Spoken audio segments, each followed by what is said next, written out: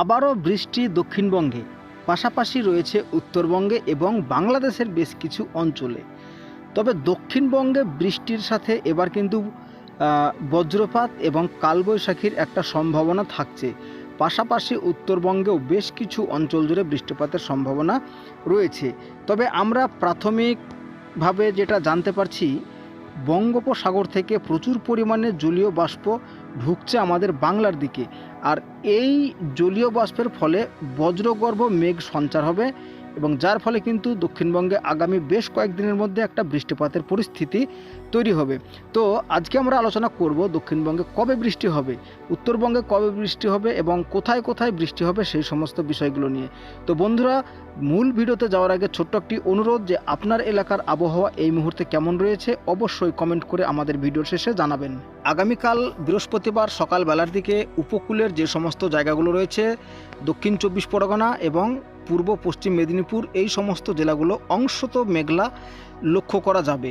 এবং আগামী শুক্রবার দক্ষিণবঙ্গের সকালবেলার দিকে বেশ কিছু অঞ্চল জুড়ে মেঘাচ্ছন্নতা দেখা যাবে, যেমন হলদিয়া, কোলাঘাট, খড়গপুর, কলকাতা, হুগলি, চচুড়া, বাংলাদেশের ক্ষেত্রে শ্যামনগর, সাতক্ষীরা, খুলনা, ফিরোজপুর, বহুপাল, বরিশাল, এই সমস্ত অঞ্চলে। তবে কিন্তু বৃষ্টিপাতের আশঙ্কা একদমই কম থাকছে।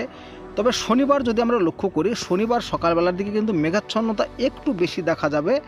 চন্দ্রকোনা, খড়গপুর, কোলাঘাট, হলদিয়া, কলকাতা, বাংলাদেশের ক্ষেত্রে শ্যামনগর, সাতক্ষীরা, খুলনা, ফিরোজপুর, বরিশাল, বহুপাল, এই সমস্ত অঞ্চল জুড়ে আমরা দেখে নেব যে দক্ষিণবঙ্গে বৃষ্টিপাতের কবে সম্ভাবনা রয়েছে।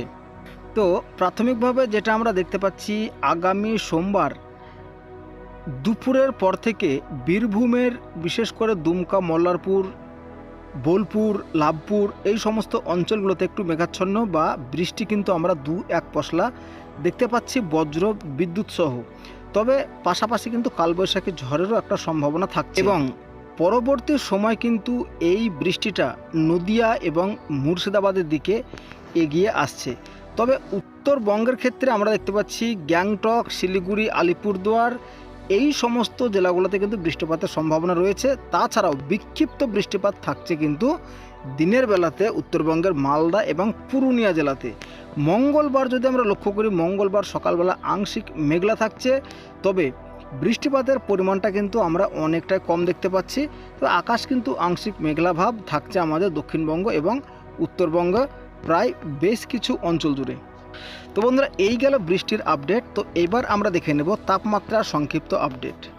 তো তাপমাত্রাটা এমনইভাবে লক্ষ্য করা যাবে যে আগামী বেশ কয়েকদিন সকালবেলাতে আংশিক মেঘলা থাকবে এবং দুপুরের দিকেও অংশত মেঘলা থাকবে। তবে এই মেঘলার আড়ালে কিন্তু তাপমাত্রা বা যে আর্দ্রতাজনিত অস্বস্তি সেটা কিন্তু বজায় থাকবে দক্ষিণবঙ্গের বেশ কিছু অঞ্চল জুড়ে।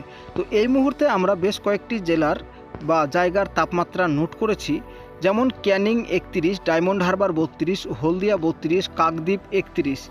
তো আর আমরা বেশি তাপমাত্রা বলছি না, কারণ 31, 32, 33 এই মতো তাপমাত্রা কিন্তু যথেষ্ট বেশি একটানা রোদ্রে কাজ করলে শরীর ঘামানোর জন্য।